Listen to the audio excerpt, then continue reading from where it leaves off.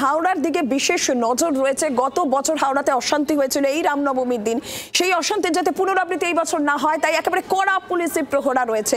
হাওড়ার 16টি মিছিল, দুটো বড় মিছিলের ডাক দেওয়া হয়েছে, সব ক্ষেত্রেই পুলিশের কড়া নজর। কি ছবি এই মুহূর্তে আরো বিস্তারিত জানবো। দেবব্রত ঘোষ সরাসরি হাওড়া থেকে রয়েছেন আমাদের প্রতিনিধি আমাদের সঙ্গে। হাওড়া এই দেবব্রত, এই মুহূর্তে ঠিক কি ছবি? দেখো, এই মুহূর্তে হাওড়ার যে সব দুটো গুরুত্বপূর্ণ মিছিল, সেই দুটো গুরুত্বপূর্ণ মিছিলের মধ্যে একটি মিছিল, সেই মিছিল শুরু হয়ে গেছে অঞ্জনী পুত্র সেনা সেই মিছিল।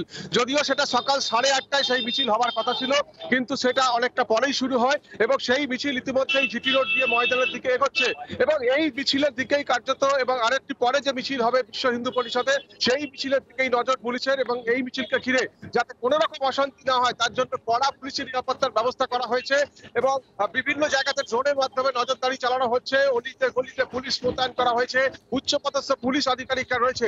একদিকে যেমন অঞ্জনী পুত্র সেনা, বিশ্ব হিন্দু পরিষদ কিংবা বিজেপি কর্মী সমর্থকেরা তারা যখন এই শোভাযাত্রা বের করছেন, রামনবমী পালন করছেন, পিছিয়ে নেই কিন্তু তৃণমূল কর্মীরা বা তৃণমূল নেতারাও। আমি এখন যেখানে রয়েছি ঠিক ডান দিকে, এখানে রামনবমী পালন হচ্ছে, রামচন্দ্রের জন্মোৎসব পালন করা হচ্ছে, পাশাপাশি এখানে বাসন্তী পুজো হচ্ছে এবং এখানে কিছুক্ষণ আগে উপস্থিত হয়েছিলেন তৃণমূল নেতা রাজীব বন্দ্যোপাধ্যায়। তিনি যদিও আজকের এই দিনটি নিয়ে তিনি যে বক্তব্য করেন সেটা কার্যত বলা যায় যে কেন্দ্রের যে শাসক দল হচ্ছে বিজেপির বিরুদ্ধেই তিনি বলেন এবং কড়া ভাষায় আক্রমণ করেন। তিনি বলেন যে রামনবমী পালন করা হচ্ছে, সেটা কিন্তু সুষ্ঠু শান্তিভাবেই পালন করা উচিত। এখানে কিন্তু ধর্মের সাথে রাজনীতি মিশিয়ে দেওয়া হচ্ছে।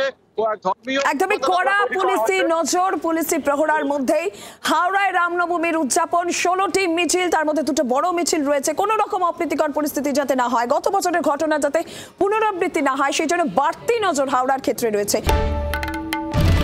বাংলার আওয়াজ, বাঙালির আবেগ, জি 24 ঘন্টা।